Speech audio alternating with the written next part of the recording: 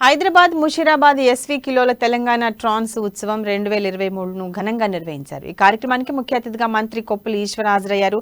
తెలంగాణ రాష్ట్ర ప్రభుత్వం మొట్టమొదటిసారిగా ఈ కార్యక్రమాన్ని నిర్వహించిందని మంత్రి చెప్పారు. మంత్రి హరీష్ రావు వారి సమస్యలను తెలుసుకుని ప్రభుత్వం ద్వారా సంక్షేమ బోర్డు పథకాన్ని ఏర్పాటు చేశారని తెలిపారు. అంతేకాకుండా జిల్లాల వారీగా 5 లక్షల రూపాయలను కూడా కేటాయించారని, గతంలో ట్రాన్స్ జెండర్స్ ఇతర రాష్ట్రాలకు వెళ్లేవారని, ఇప్పుడు అలాంటి పరిస్థితులు లేకుండా మన రాష్ట్రంలోనే ఉస్మానియా గాంధీ ఆసుపత్రిలో ఉచితంగా అవయవ మార్పిడి నిర్వహిస్తున్నట్లు కొప్పుల ఈశ్వర్ చెప్పారు. రానున్న కాలంలో రాష్ట్ర ప్రభుత్వం నిర్వహించబోతున్నటువంటి కార్పొరేట్ స్థాయి హాస్పిటళ్లలో సౌకర్యాన్ని ఫ్రీగానే చేసేటువంటి ఏర్పాటు చేయడం జరుగుతుంది. మీ సంక్షేమం కోసం తప్పకుండా రాష్ట్ర ప్రభుత్వం కట్టుబడి ఉంది.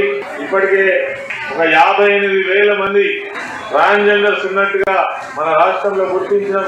మరి వారి కోసం కొంతమంది ఆర్థికంగా బాగుండవచ్చు, కొంతమంది వ్యాపారాలలో ఉండవచ్చు, కొంతమంది చదువుకొని ఉద్యోగం చేస్తుండవచ్చు. కానీ ఏమీ లేనటువంటి వాళ్ళు, సపోర్ట్ లేనటువంటి వాళ్ళు, వాళ్ళ కోసం ప్రభుత్వం తప్పకుండా రానున్న కాలంలో మంచి నిర్ణయాలు తీసుకుంటుంది. రానున్న కాలంలో రాష్ట్ర ప్రభుత్వం నిర్వహించబోతున్నటువంటి కార్పొరేట్ స్థాయి హాస్పిటళ్లలో సౌకర్యాన్ని ఫ్రీగానే చేసేటువంటి ఏర్పాటు చేయడం జరుగుతుంది. మీ సంక్షేమం కోసం తప్పకుండా రాష్ట్ర ప్రభుత్వం కట్టుబడి ఉంది. ఇప్పటికే ఒక 58,000 మంది ట్రాన్స్జెండర్స్ ఉన్నట్టుగా మన రాష్ట్రంలో గుర్తించడం.